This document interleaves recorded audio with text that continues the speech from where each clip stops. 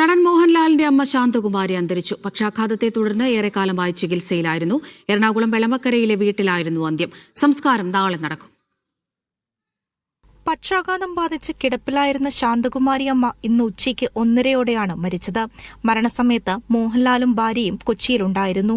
അന്തിമോപചാരം അർപ്പിക്കാൻ സിനിമ, സാമൂഹിക, രാഷ്ട്രീയ രംഗത്തെ നിരവധി പേർ എളമക്കരയിലെ വീട്ടിലെത്തി. നടൻ മമ്മൂട്ടി, മന്ത്രി പി രാജീവ്, ഹൈബീഡൻ MP, സംവിധായകരായ രഞ്ജിത്ത്, ജോഷി തുടങ്ങിയവർ അന്തിമോപചാരം അർപ്പിച്ചു. എളമക്കരയിലെ വീട്ടിൽ പൊതുദർശനം പൂർത്തിയായ ശേഷം ഇന്ന് തന്നെ മൃതദേഹം തിരുവനന്തപുരത്തേക്ക് കൊണ്ടുപോകും. തിരുവനന്തപുരത്തും പൊതുദർശനം നടത്തിയ ശേഷം നാളെ സംസ്കാരം നടക്കും. പരേതനായ വിശ്വനാഥൻ നായരാണ് ശാന്തകുമാരി അമ്മയുടെ ഭർത്താവ്.